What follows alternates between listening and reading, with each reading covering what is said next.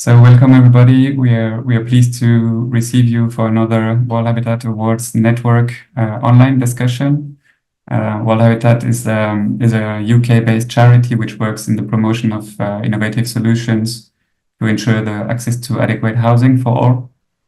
And as you probably know, in partnership with UN Habitat, World Habitat runs the World Habitat Awards competition, and then World Habitat works with the winners to share their work with others.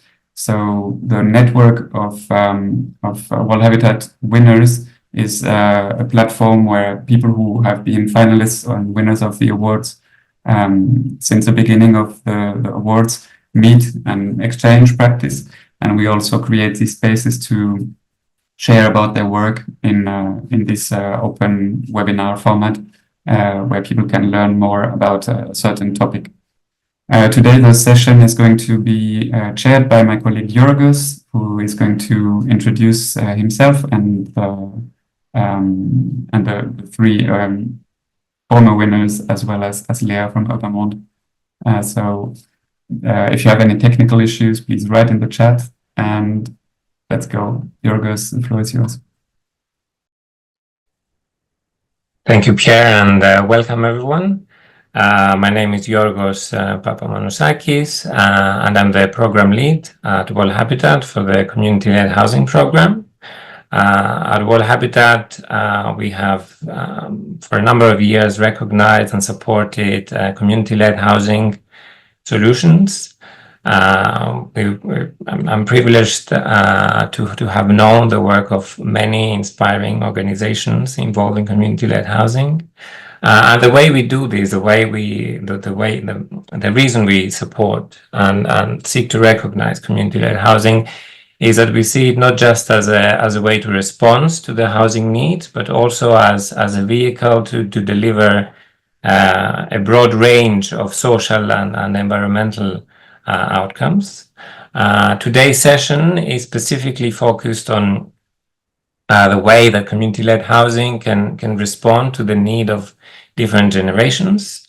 And we're very lucky to be joined by four great speakers and colleagues. We have with us Sostre Cívic from La Ciguë, a student housing cooperative in Geneva, and the 2024 Silver Award winner. We also have with us Maria Brenton and Jude Tistel from New Ground CoHousing, a co-housing for women over 50 in London, and the 2024 Bronze Award winner. We also have with us Jose Teles from Sostre Cívic, who is going to talk to us about intergenerational and senior housing cooperatives in Catalonia. Sostre Cívic was a 2023 Silver Award winner. And last but definitely not least, we have with us Léa Oswald from urbaMonde, a Swiss and French NGO that has been involved for a number of years with a number of initiatives for community-led housing, notably coordinating the Cohabitat network that brings together organizations around the world working to promote and advance community-led housing. So without further ado, Saskia, the floor is yours. Thank you for the introduction and for the invitation. I'm going to talk to you about our cooperative. We are based in Geneva in Switzerland, and we were lucky to get the Silver Prize in 2024. So Cívic is a housing cooperative which was founded by students in 1986. Because it's a cooperative, we are we are a non-lucrative organization. Today, the cooperative is managed by people that are still in training. We offer today around 800 rooms, including 308 owned buildings. We offer student housing in Geneva, and we are fighting in order to provide buildings that are decent and affordable. We are committed socially and also for the environment.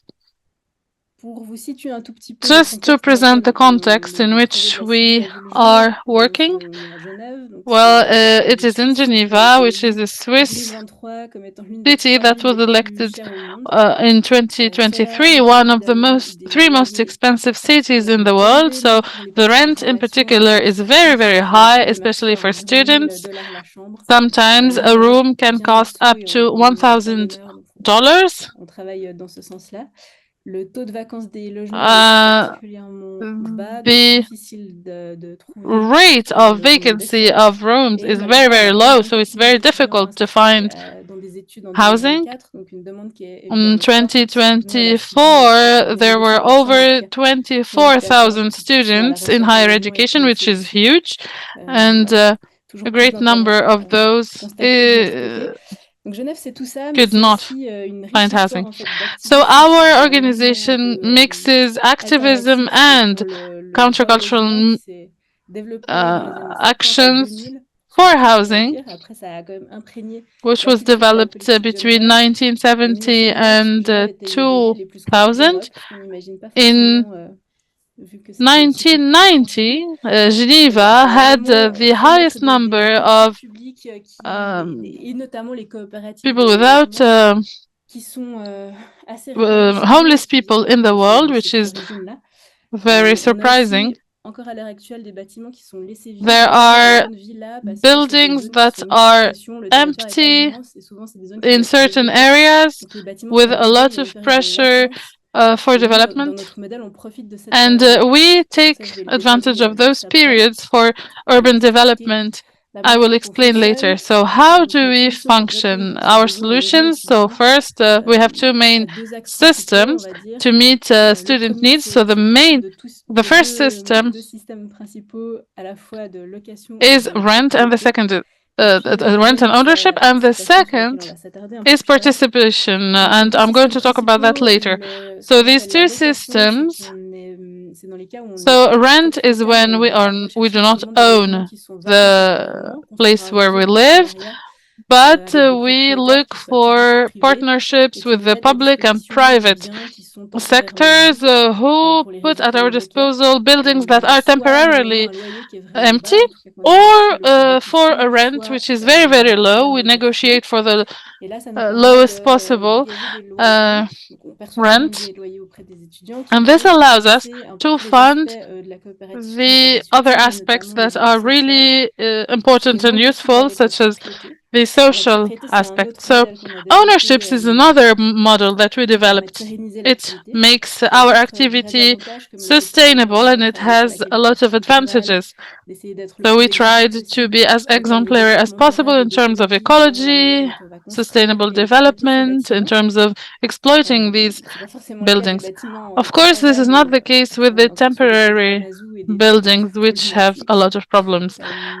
We also get help from the state because the rent will be invested in very special social and participatory activities, things that are not necessarily recognized, and so we cannot fund through the usual means.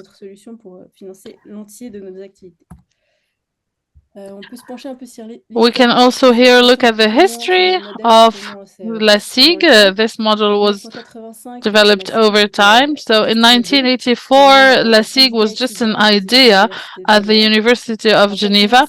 In 1986, it became reality through the creation of the cooperative, through the Constitutive Assembly, the Foundation Assembly, and then at that time we only had rented buildings, so buildings that were at our disposal.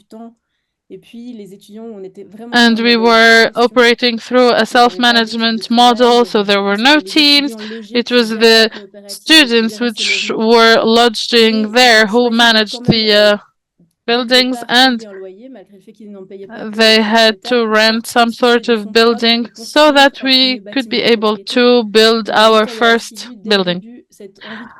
And so the desire to become more sustainable was present since the start. And in 1998, our first building was built in Geneva.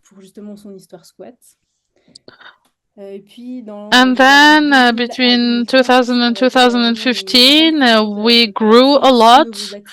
6 new buildings and 240 rooms in total were created.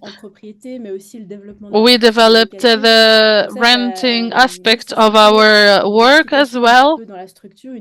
Our structure evolved as well. We went from self-management to the participatory approach that we use today. So there are teams and there are students who are asked to participate in other ways, such as integrating the board. So they are a majority in the board. Then we built 72 new rooms called Les Vergers in 2018. And today we are in a transition period. Half of the rooms are owned by La Ciguë, 800 in total, and we call for participation from the people who are lodged in our cooperative. Some of the pictures that you can see here of the first building and then a new building. Our financial model, I'm going to explain it broadly speaking, how to fund our buildings. So there's a public policy in Switzerland that requires that we only invest 5% of our own funds to start building, which is really a challenge when it comes to the interest rates for credits destined for housing. We often request donations and negotiate reduced construction costs. We own the buildings, but never of the land. It's the public administration that owns the land, but we just own the buildings, and then we rent it for 99 years. That isn't renewable. We use sustainable architecture up to the best ecological standards. We have tried right from the start to meet the most serious and strict requirements in those terms. So we have the highest eco labels. We have wooden buildings, 100% wood, including the first and one currently under. Verger in 2018 was the first mixed wood and metal housing building in Switzerland, anticipating its dismantling and the recycling of its components. The second solution that we have is alternative housing. So the cooperative is held by our members. So it is the members who constitute the social ownership of the cooperative. So with red, you have the board and the General Assembly of the organization, and then we try to make sure that this is invested, the funds are invested. So we invest in the community since we are providing buildings for the communities.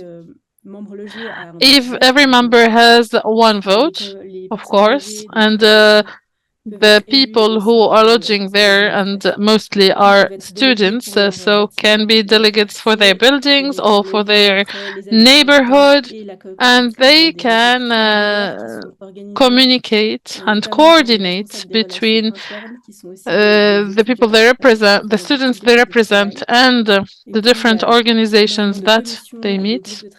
There's a work that is created in ad hoc themes.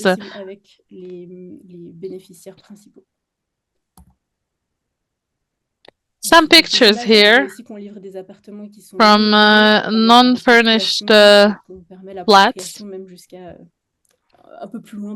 which makes it possible for students to really own their space. Some future perspectives. I'm not sure if I have time left. So we want to have the Council of Geneva recognize the Ciguë as an organization of public utility. We're seeking operating subsidies to cover the social and entertainment aspect. We're completing our 3 current construction projects, and we will continue to invest in building a global network of student cooperatives. We are pursuing our development in Geneva's building zones, particularly the High Acacias Vernet district. We're staying innovative, connected, and agile, which was made possible with this great link with the community. So we're always connected to the new problems of the new generations.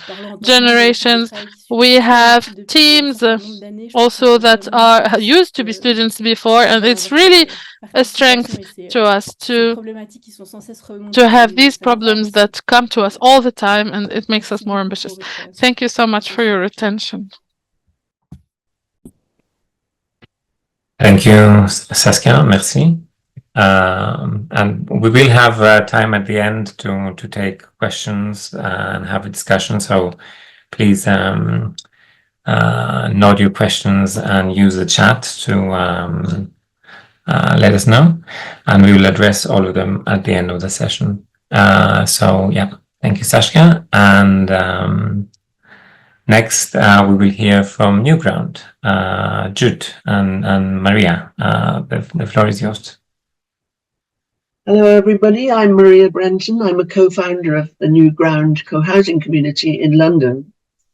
The project started from an awareness raising workshop in London that I ran for women over 50 back in the end of the 20th century, in 1998, to tell them about an alternative way of living in old age that had been developed in the Netherlands and elsewhere. In Holland, this is known as today as living groups or clustered living. Here in the UK, it's known as the co-housing community. A question we're often asked is why women? Why women only? We are the only women's co-housing community in the UK. The reason is really because in Western societies, as in yours, more older women certainly than men live alone. That's because of the age different mortality rates of men, and also the fact that divorced men remarry more than women do. So in old age, loneliness and isolation are problems, and those are bad for your health. The second reason is women in old age experience the deficits of women's lifelong socio-economic position in society: low wages, incomplete work histories, caring responsibilities, discrimination. Those factors apply even where women are increasingly educated and have followed a career. But in old age here, as maybe in your countries too, they are joined by ageism. So poverty in old age links with isolation, and that is bad for your health. The third reason why that particular group of women received this new concept with great enthusiasm was that the options, the choices on offer here from the UK social care system haven't been updated to meet the modern older women's aspirations for independence and autonomy. They continue to be rather paternalistic. Now, the starting group back in 1998 had it in mind that they wanted, above all, to build a neighbourly community based on mutual support and shared values. They wanted to live with a mix of private and shared space, so not a commune. Each had their own individual home, but they do share space. And they wanted to maintain personal autonomy and for themselves to share control of the co-housing community. And their motto became, and still remains in ways, we do not want to be done unto. We're in charge. So the first development phase, the most important one to my mind, was that run by the women themselves. A system of, a whole few years of community development by the women themselves, group building, value sharing. They really built themselves as a group before they ever moved into a building. So everyone who moved in here knew her neighbours. The second part of that was that the long search in this country, particularly for a development partner and for a site for a building, that took us roughly 12 years. The process was originally financed from charitable funds, including the cost of me as a process consultant, helping them to realize their dream. The second development phase you could call co-production. Co-production is about forming a partnership between, say, the women and a housing association that with as much equality and transfer of power and control as possible. I wouldn't say that institutions here in the UK are that good at it, but they tried. The first housing association provided the finance, front-funded this development in new ground, and allowed us as a group to choose the architects and to participate right through the construction of the building. So the group who moved in here helped design it. The second housing association, a small one, is still in partnership with the New Ground group here in managing the 8 rental flats that were a key part of the development from the beginning, because the original women wanted to be socially inclusive and to include women who could not afford to buy their own homes. Another form of partnership was with a charitable trust, which wanted to see this new model for older people succeed, wanted to promote the autonomy and control of their living quarters by older people. And that was a charitable trust. The next phase of partnership was ours with the architects, which was wonderful.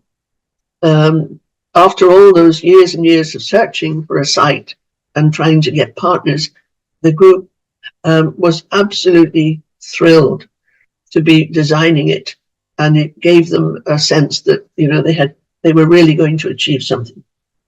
And then the construction project board, which oversaw the construction of the building, had 2 representatives of the group on it. So all the way through, as much as we could have a voice, we did. Maybe not as much a voice as we would have liked, but these institutions learned quite a bit from us. And now I'm going to hand over to Jude, who lives here. I don't.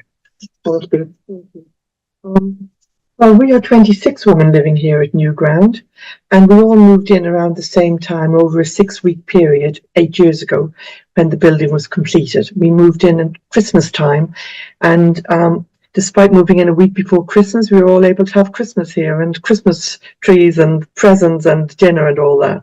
So it was our first big kind of communal thing together, living here. There's a total of 25 apartments here, 1, 2 or 3 bedroomed. And as Maria said, we're a mixed tenure development, which means that 1/3 of the apartments are for social rent and 2/3 are owned outright on long leaseholds of 250 years. Even after all this time, we remain the only mixed tenure development for women over 50 in the UK. Despite giving endless workshops and lobbying and being activists around this, we are still the only development. Each woman here has her own self-contained flat, and then there are common shared areas, which include a common house, and that's used for communal meals, community meetings, various classes, including yoga, Pilates. There are film nights, art classes, talks, an ever-changing schedule of events. We have a guest flat for friends and family to stay, and each apartment has its own outside space, either a terrace or a balcony. In addition, we have a large communal garden and vegetable garden and orchard. So we are very, very fortunate, especially living in London, to have this space. And we're forever grateful for that.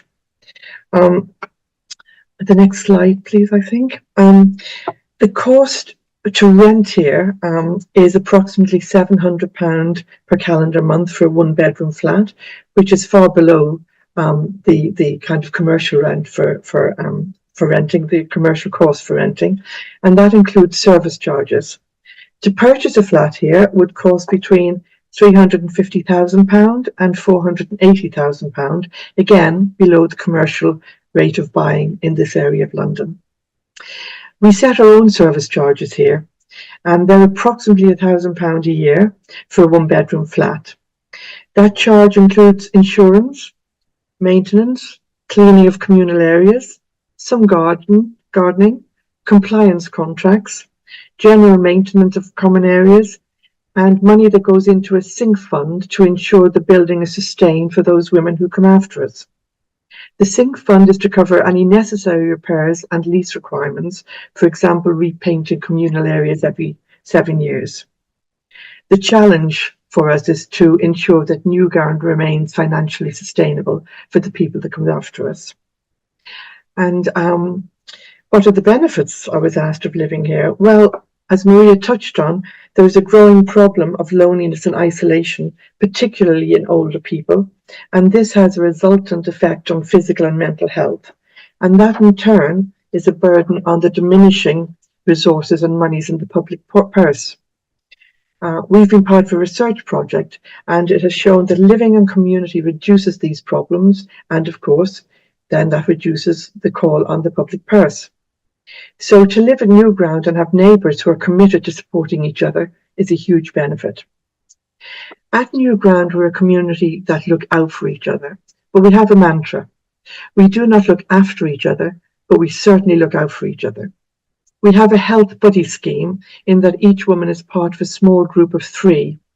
And health buddies will be somebody, if you needed a bit of support, if you're unwell, for example, do shopping, collecting prescription, giving lifts to hospitals or doctor's appointments, and also supporting someone who may have been in hospital, because we are an ageing community and people end up going to hospital for a variety of reasons.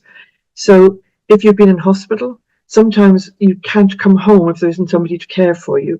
But if somebody's in hospital from our community and needs company and help to allow them to return home, we're here. Health buddies also hold details of next of kin. For example, my neighbours have the details of my daughter and my granddaughter. Although most of us know each other's families, having lived here for 8 years, and the families are around quite a lot. We invented the future we wanted and needed, we women at Newground. We created, in collaboration with the architects, the space we wanted to live in as we aged. Our spaces are age-proofed. We have wider doors, automatic doors to communal areas, lift, wet rooms, and walk-in showers. We are in control of how we live and the environment in which we live. For example, we have initiated an eco-friendly plan, a green plan for the buildings and outside spaces. We've adapted the vegetable garden with raised beds to allow access to growing for people with reduced mobility. We have had a big project this year where we've sunk water tanks into the main lawn so we can harvest water for use in the gardens. And we have solar panels, which we intend to add to cover the cost of electricity to all the communal areas. We are really a cohesive group with a shared ethos of how we want to live in this, the latter part of our lives. There are a number of groups now in the UK, some with buildings complete, some just forming, and there's information of that on the UK Co-Housing Network. That has a wealth of information. And of course, our website has a wealth of information too. So thank you. That's it from me. Thank you. Thank you, Ju. Thank you, Maria. Next, we're going to hear from Jose from Sostre Cívic.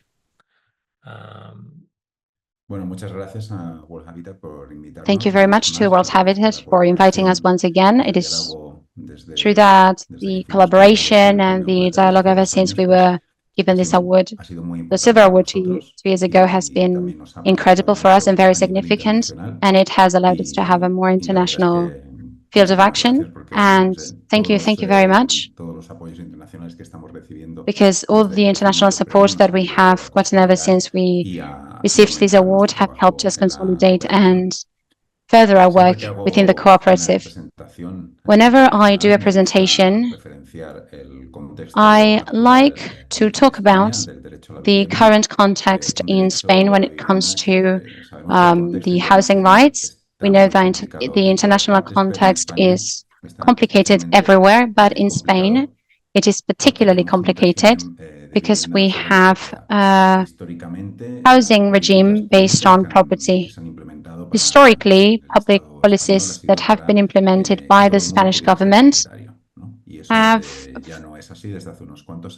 been implemented to make sure that everyone owns property, and this has led to a considerable housing crisis in Spain, and most young people in Catalonia and in Spain overall devote 40 or 50% of their salary to pay for abusive rent. And to solve this emergency, we do not have enough social housing stock. Therefore, Sostre Cívic was born in 2004, so 20 years ago, to respond to this housing crisis. And we seek to modify the land tenure regime. We are a housing cooperative with the right to use. We have over 1,600 members. We have 14 buildings with 190 houses, and we are developing over 200 houses. This involves 15 projects with over 500 houses. This is possible because people get organized in groups, in communities, and the cooperative supports them using all of our resources to provide guidance so that they can develop their own housing projects. We are a cooperative that works for social and solidary economics. We are a non-profit organization. We promote collective ownership and community living. Our work also involves environmental, social aspects and inclusion aspects for all the groups that are victims of this housing crisis in Spain and in Catalonia in particular. So how do we interact or manage the property, as we say? The cooperative owns the buildings, and the neighbors, the members, are the ones who have the right to use. The neighbors are members of the cooperative, but they are not owners of the houses. They could be co-owners. But I imagine this is how the cooperative regime works in many parts around the world. But in Spain, this has not been the case. In Spain, it has been promoted also a model of cooperative ownership for people to build the buildings, and once the buildings were built, then the cooperative was disbanded and people could speculate with rents and the sales of their buildings. So what we are trying to do with this model, inspired in experiences in Copenhagen, in Uruguay, and Switzerland and Austria, we are trying to import this model into Catalonia. We are a cooperative that encompasses several projects. We do not promote specific cooperatives. What we try to do is to manage different cooperatives at a time to apply an economy of scale and gather resources. We have been able to make the cooperative housing sector grow in Catalonia. We represent around 42 to 50% of all the housing cooperatives in Catalonia. This is a short video that summarizes what we do before we move on to examples. And this is a video that we made after receiving the prize. Things that are very far away from me. Messy, Miss World, or at most, some absurd world record. Call me callous, but a world prize has never affected me in my daily life until January 4, 2023. A Catalan cooperative wins silver in the World Habitat Awards awarded by the UN. Watch out. That a Catalan cooperative has worldwide recognition is too much. But if it is about housing that affects us all so much, it was necessary to investigate. Sostre Cívic was born in 2004 when a group of people inspired by the Scandinavian Andel model promoted a new model of access to housing in Catalonia. From here, the years went by, and on June 15, 2018, we handed over the first keys. To build a project, it takes 2 or 3 years, endless meetings, and 3 or 4 million WhatsApp messages and emails. The thing more or less goes like this. Find or receive land on loan, design the building, seek financing from ethical banking, complete the group of partners, build or rehabilitate the building, and finally, hand over the keys. And they have done this with 9 projects, with around 120 homes. They now have 17 projects underway with 500 more homes, which has turned Sostre Cívic into a repository of knowledge about cooperative housing. The buildings they launch are not ordinary buildings, no. Some rehabilitate them and others build them. For these last, who skip them Spanish brick crisis, they make the buildings without bricks. It's not a joke. They make them with timber. Sostre Cívic has also been one of the actors in improving the right to housing, both on the street and in Parliament. And apart from all this, being a cooperative, everyone can help finance us and receive interest from your savings, helping to promote cooperative housing. So, to summarize, Sostre Cívic has been given an award. And in the end, that doesn't matter. What is important is that Sostre Cívic exists and makes possible a fairer, more supportive and accessible housing model in something as basic as having a roof to live under. So that was just a short video to summarize what we do that explains basically what I have been explaining in this presentation. And to sum up, I will present some of the projects. There are many, many projects. Well, the video that we have just shown was filmed 2 years ago, so now we have more projects. This is the first project, Princess 49. It was our pilot project. It was the first cooperative housing project in Spain on a municipal building. This is a small building. There's 6 units. Not 20, the PowerPoint is wrong. And we basically refurbished this building. Then the Barcelona City Hall gave us a building that has, in fact, 20 units. And we built a new building with our own building company.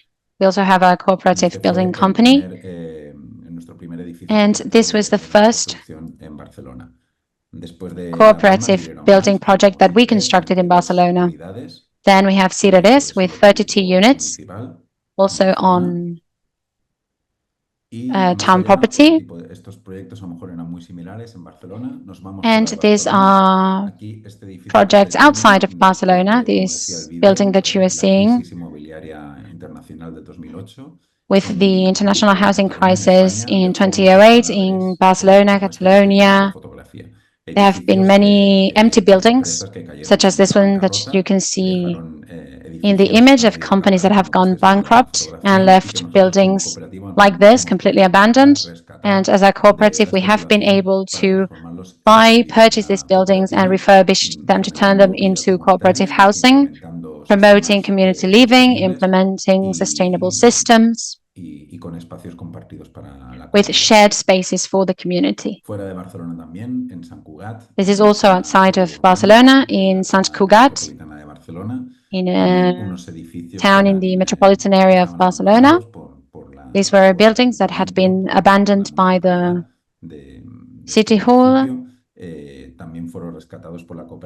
They have been also rescued by the cooperative to boost and promote cooperative housing, in this case in a forest area.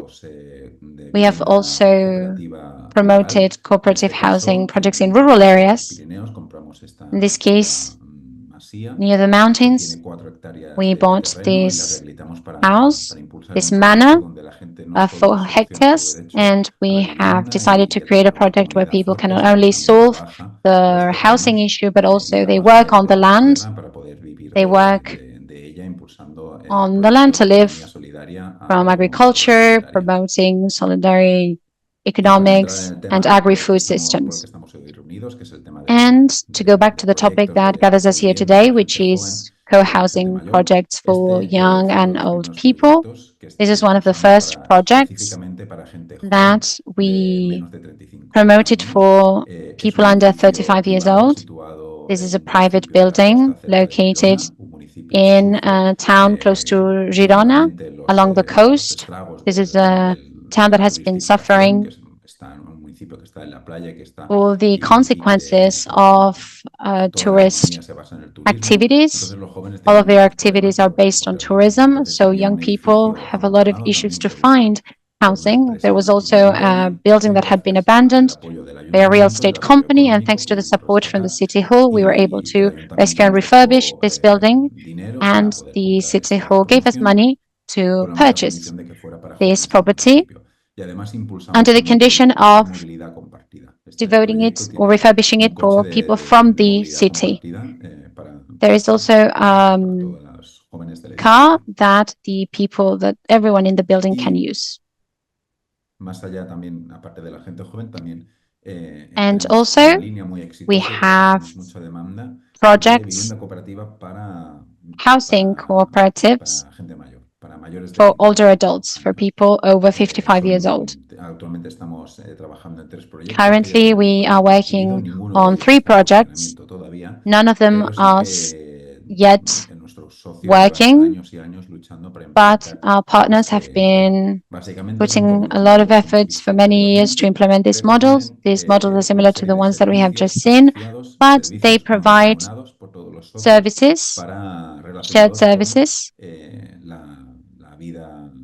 related to everyday life of older adults and the specific cares that we will all need when we reach a specific age.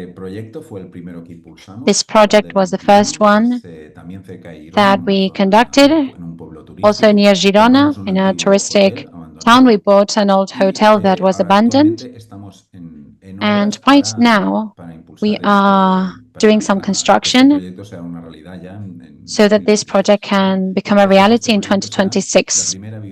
So this project will be the first cooperative housing project for older people in Catalonia. And if this interests you, one of the challenges that we have found when promoting these cooperative housing for older people projects is access to financing. So of course, it has been difficult for us to get access to specific financing for this. CAN 70 is another project. This is not a refurbishment. This is new construction built on public land, and this will be the first cooperative housing project for older people on public land in Barcelona. Works will start at the end of this year, the beginning of the next year, so that people can start living there in 2026.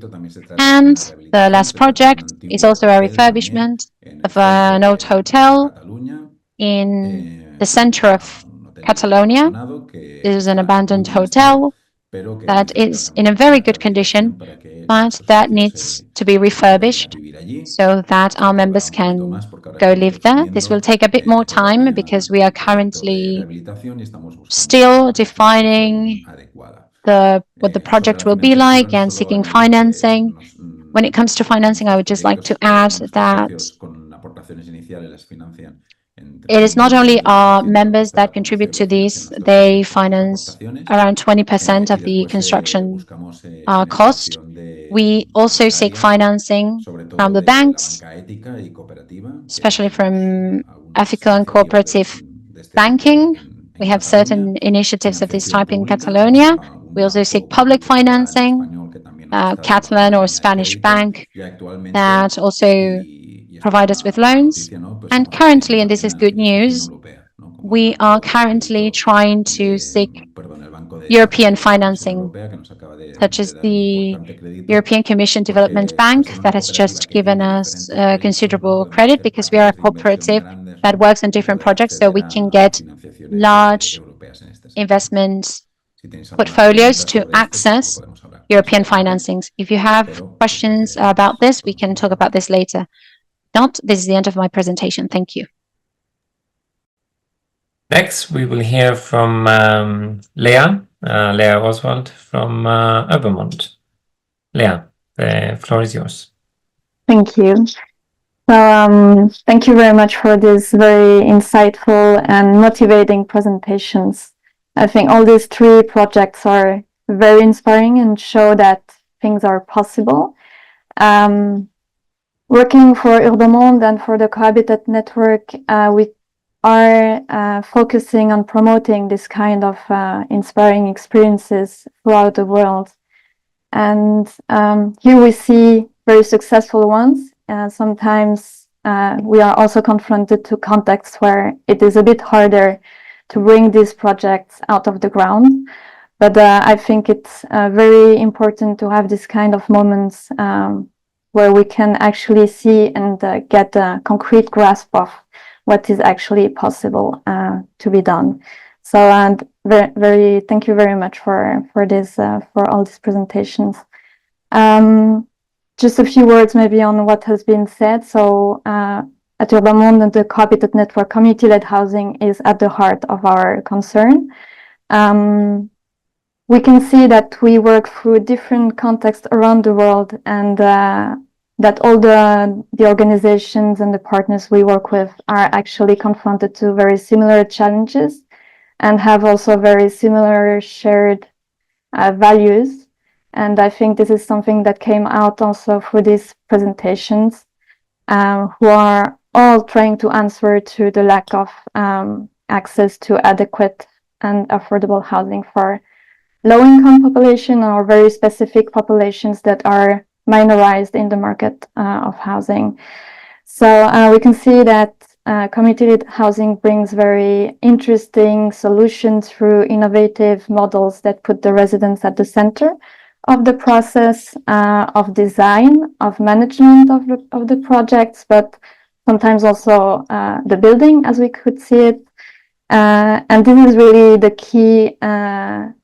key aspect that runs throughout all these projects. Some very important shared values that I think have to be mentioned here is the self-management and the participatory approach of each of these projects that really brings the residents at the center of the whole process of production of housing.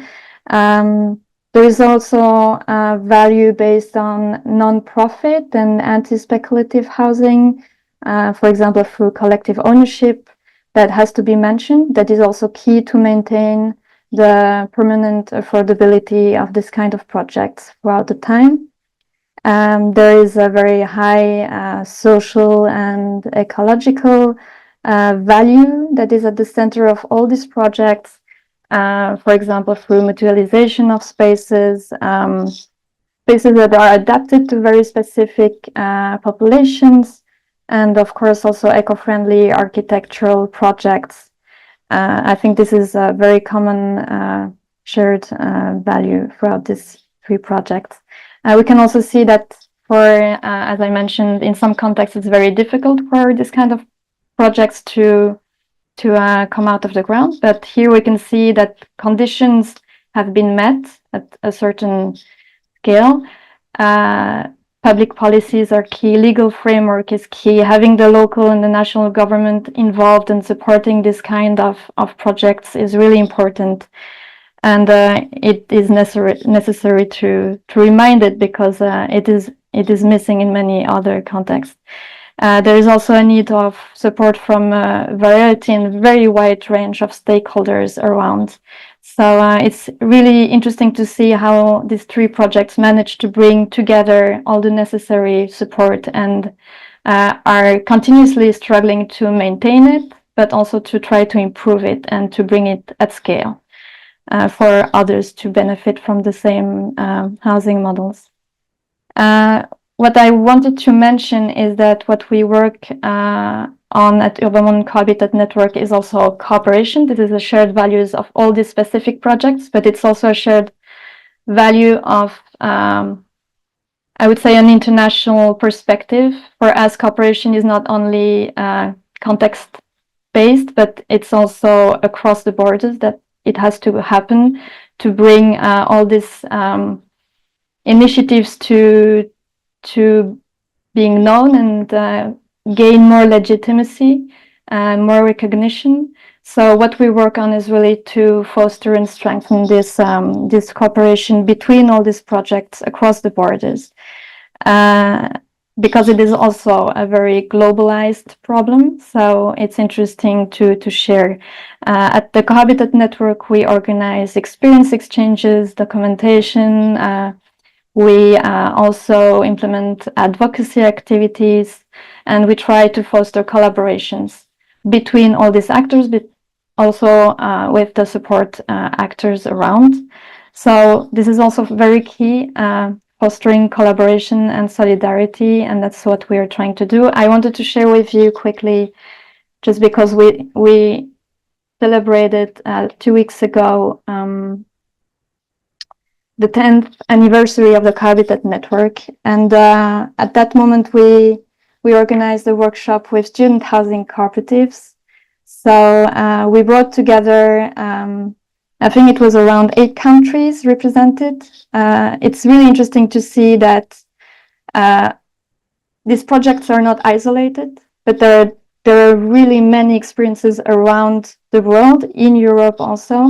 And there is the will today to build this pan-European student cooperative housing association, a European network that would like to promote student housing cooperatives.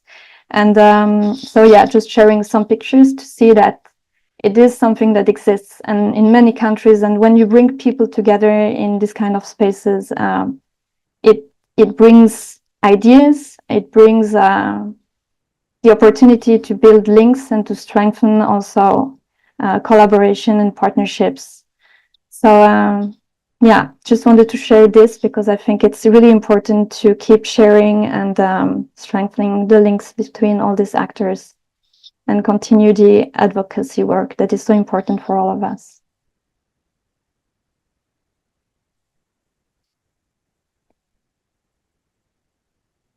I don't know if you want to jump to the questions, because maybe there are people in the room. I think I saw some participants actually who participated in the student housing meeting in Geneva a few weeks ago, who are also in the room. Thank you, Léa. And yeah, I guess before going back to our panelists for some questions, I can see there is there's a question perhaps for you, Léa, and relating to kind of the experience of urbaMonde. I can see we have a question about the transfer of this model to the global South context. I mean, all our panelists and the projects we heard from are based in the global North. And we have a question from Jackson. I don't know if I'm getting it right, Jackson. Please feel free to come in. But Jackson is asking, how this cooperative model, community-led housing model, can work for older people in informal centers in the global South, in Kenya. In particular, he's asking, but what would be your thoughts there? I think it's an interesting question. I think when the projects we support in the Global South usually are not confronted to the question of older people like it is the case in Europe, of course. And the way to live together with the family members is very different. So I wouldn't have an answer to this. It's a very interesting question. I think the experiences we have, for example, in Senegal, in Africa, where we support the Federation of residents of the Senegalese Federation of Residents there in Dakar. It's really, I think. They work on the model of housing cooperative too now, on collective ownership and collective organization. It takes a very different form depending on the context, and I think it's also very related to the cultural organization of each country and context. In Senegal, I think the families are still quite wide and living together and living in like the different generations living together, which is very different from Europe. I'm not sure it is a center. It's not quite a challenge at the center of what is being done on the ground, but it is adapted. Interesting. So yeah.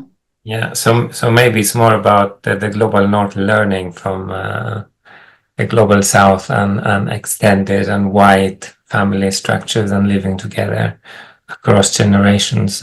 Interesting. Yeah, definitely there is some learning that goes either way.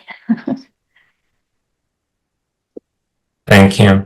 And we have a few more questions. I guess a question for all of you in relation to cooperative housing, community housing. There is a question about active political resistance, like whether you faced what was, I guess, the political environment and you were faced with, and if there was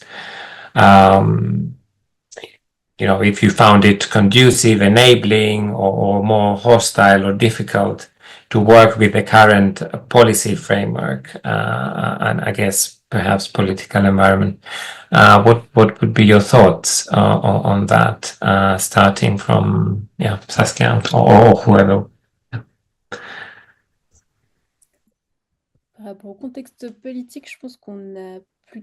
So for the political context, I think we're lucky because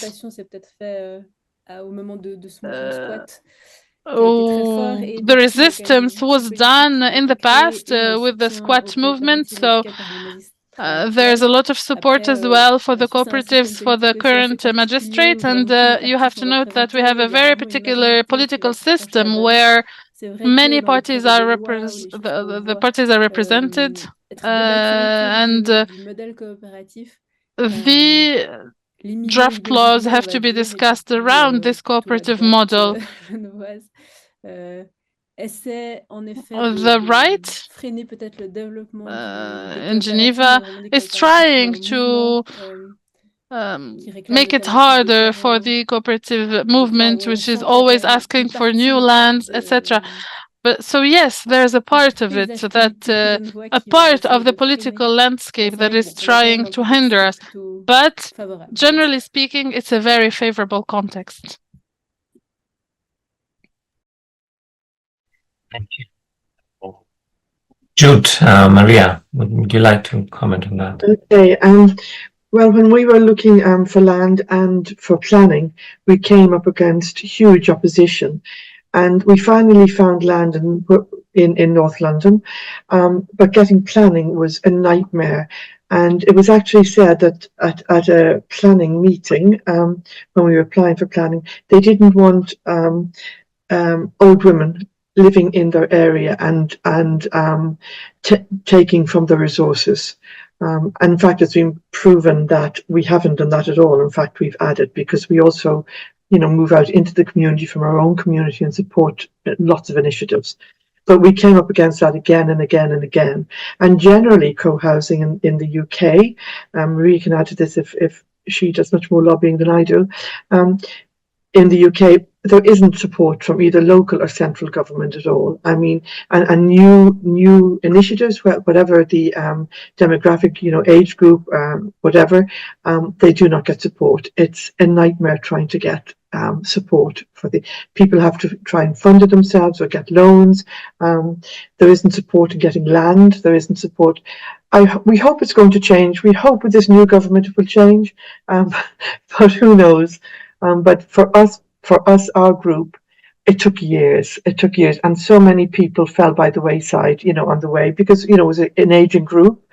People had to make arrangements for how they wanted to live, and and eventually we did push through all that, but it took 13 years to get to the stage of starting the build, and it was because of ageism, mainly. And do you see? You mentioned the new government. I think there is a trend in many other countries to focus on scale, delivering housing on scale, and not really looking at sort of specific aspects of housing in terms of quality, in terms of who it is for. So how do you see this kind of political change in the UK? Do you feel it can support, enable more co-housing projects, or? As Marisa, we're modestly hopeful. It hasn't been shown yet, but we never give up hope. And the UK Co-housing Network are doing amazing work in trying to lobby and support. There's a lot of work going on, we're hopeful, but it hasn't happened yet. But that's not to say it won't happen. Thank you. And José, can we hear from you on the Sostre Cívic's experience? Yes, of course, the development of cooperative housing in Catalonia, especially in these last few years, has been accompanied by leftist governments that have been supportive of social movements that promote access to housing, and this has enabled the implementation of this model. But the sector of cooperative housing in Catalonia has worked significantly to make sure that this cross-sectional model does not depend on political support, because governments change and societies change as well. So even though at the beginning it seemed that this was a leftist project, we were able to make it cross-sectional. And it is true that the only groups that do not support us when we present projects to the Congress is extreme right, and we are very comfortable with that situation. We don't want their support. But center or right-wing parties, even though it is not their model, and they do not hope to have a model with a high percentage of cooperative housing or community-led housing, they are not against this model, at least. So the argument that we are presenting is that we are a solution for the housing crisis, and we are a solution to increase the housing stock, a community-led housing for the community. Thank you. And another question for you, Jose. You mentioned about the challenges in getting financing for cooperative projects in Catalonia. Could you tell us a bit more about why this is particularly difficult to get finance for such projects? Perhaps then I would also like to hear from Jude and Maria on how this is in the UK.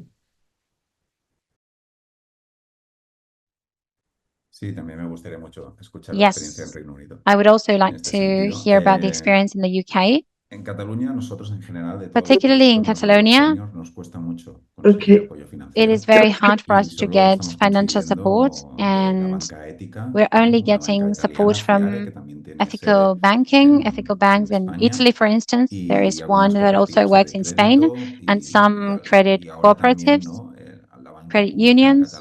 And we are now getting some contacts with the Spanish and Catalonia banks that are providing some credit lines for us. I am not a financial expert, but banks tell us that supporting projects for or meant for older people is a risk because they give loans for 30 years, the 30-year horizon, and it is obvious, for obvious reasons, many people involved in this project will not live to see that, or will not live for 30 years more. So this makes it difficult for us to get financing, and what we need to prove is that we have enough people on our waiting lists so that there is a renewal, and in the members that are part of the projects, that we also have social support. And one of the initiatives that we have launched to support projects that need financing is to work as a bank and sell titles. So any person can contribute with their own money, with their own savings, buying shares in a way, and we give them 3% back. So this allows us to get money and also to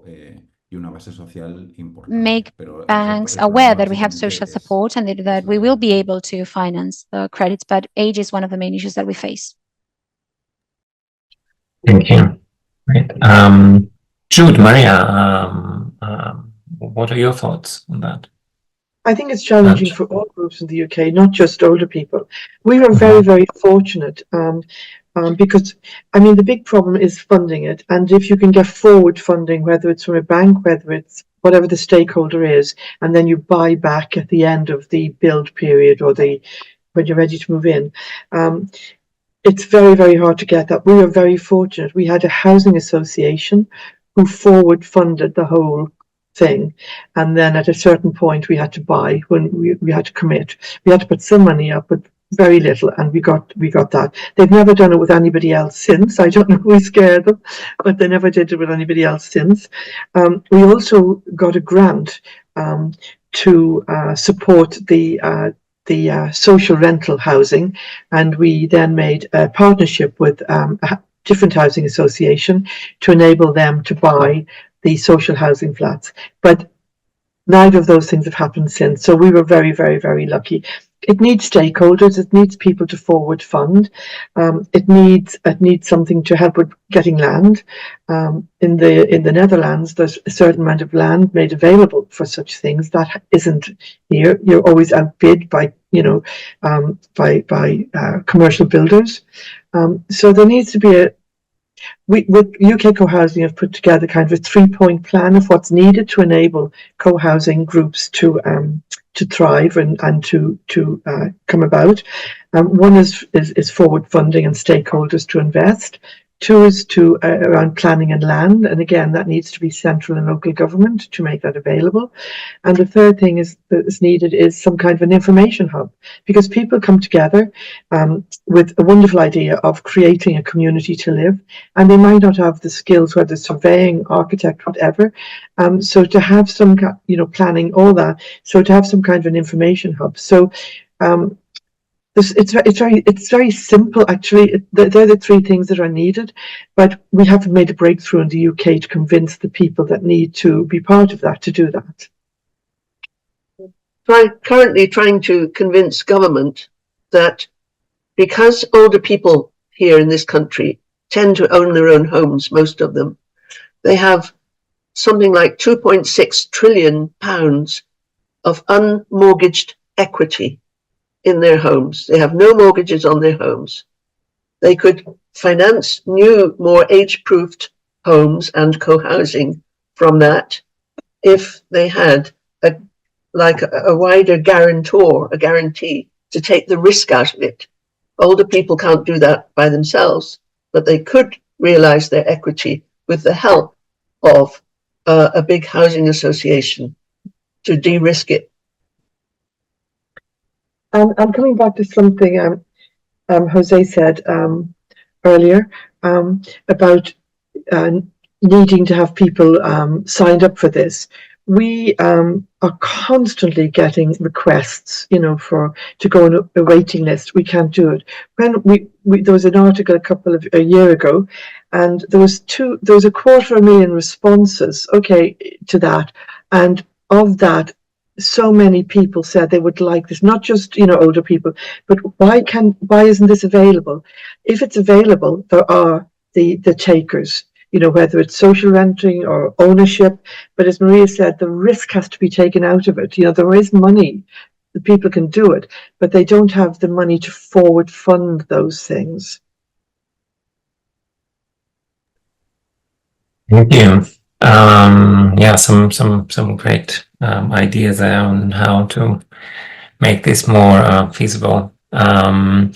Let's move on to a question for Saskia, for La Ciguë. We have a question on what would be your advice on ensuring that the longevity of such organizations, given that, you know, it's for students that, you know, come in, then leave. So how do you ensure that this is sustained long term, given the transient nature of student life? It is an excellent question. I have already thought very hard on how to answer it, but I haven't managed to come up with an answer. I wasn't here at the start of the project, but I think that the people who founded this thought about it, I'm sure. Many of those who founded this are now founders of other cooperatives, and I'm sure that we have seen the La Ciguë projects in which the participants in the cooperative, the members of the cooperatives, will fund themselves collectively the creation of these projects. I know that it can take a long time, and sometimes it can take 10 years, and the students will remain for 3 years. We accept them for up to 5 years, and so it's a calendar that doesn't make it easy for the members to invest in such long-term projects. So we have today people who come and give feedback to help the newcomers avoid certain mistakes. And so this is what makes it possible for the project to continue, I think. The board as well, the administrative council is very important, because there are certain things that are transmitted from a council to another.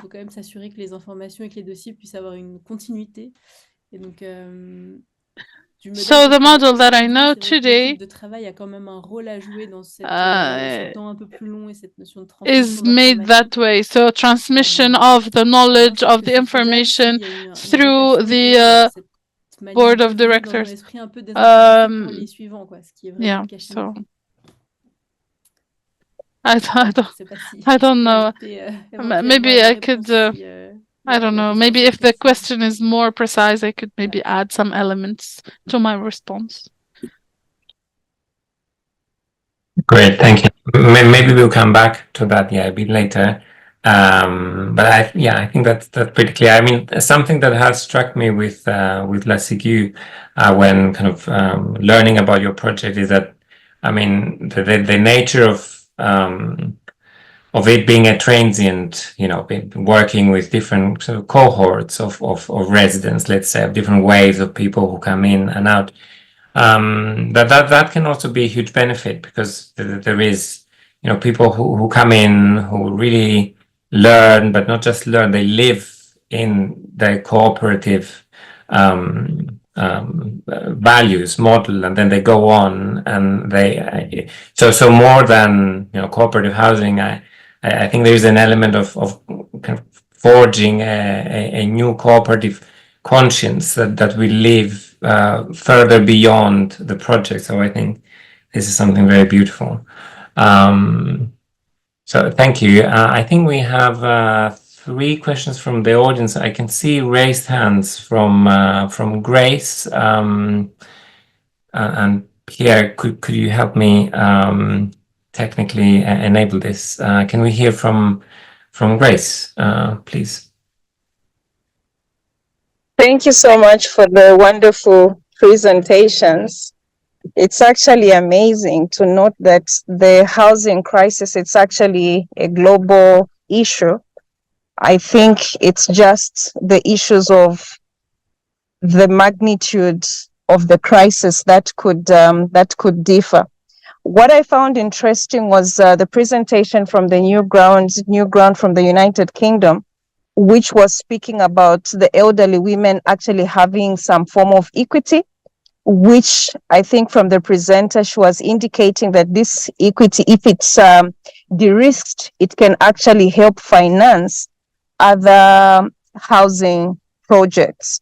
I just wanted to find out in that regard, and being part of the World Habitat movement, is World Habitat in a position to actually facilitate the de-risking of that equity that is coming from this group that has done so well in terms of delivering social housing, especially for the women that are advanced in age? Thank you.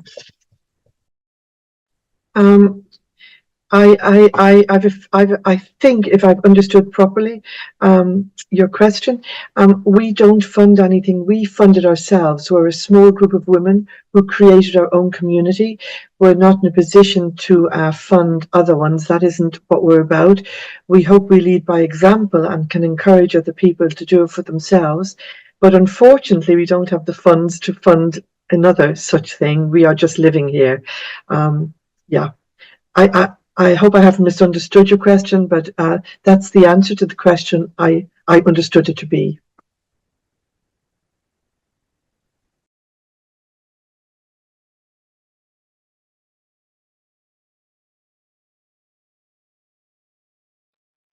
You're on mute, Jorgos. Sorry, we were speaking to you. I couldn't hear you for a while. Can you repeat what you said, please, Jorgos? Yeah, no, it was it was for Grace. If we covered your question, Grace. Let's move on to a couple of questions we still have, and I can see we have a question from Sakis from a project in Greece, in Thessaloniki. So Sakis, please come in. Γεια σας, με ακούτε? Good evening. Can you hear me? Yeah, we can hear you. Yeah. Okay. Since 2 years now, we have started an initiative here in Thessaloniki about the same matter, the housing of the co-housing of the people of the third age people. And now our group has more than 7,700 members who they would prefer to live the older years, the rest of the time that they have to live, with them friends. So we named our initiative Συγκατοίκηση φίλων. Συγκατοίκηση φίλων means to live together with your friends. So now we are doing many events, and we speak about those matters that I heard from you today. And thank you for the information that you give me. We are now ready to start the project, because we have made the legal phase of the group. Now we have the legal phase, and the Greek word is silogos. Maybe Yorgos can translate it for me. And we are now targeting empty buildings in our city, other cities in Greece, just to build cooperative houses or whatever. We need your help here, and we need your lights. The legal the law of the government has nothing to do about social housing, and we hope to work with you and make some pressure to press the government or the European Union to start projects about the third age people, and especially about the COOP housing. This is from me, and thank you very much. I hope I can have a better discussion with Mr. Yorgos Papamanousakis in Greek, because my English are very fluent.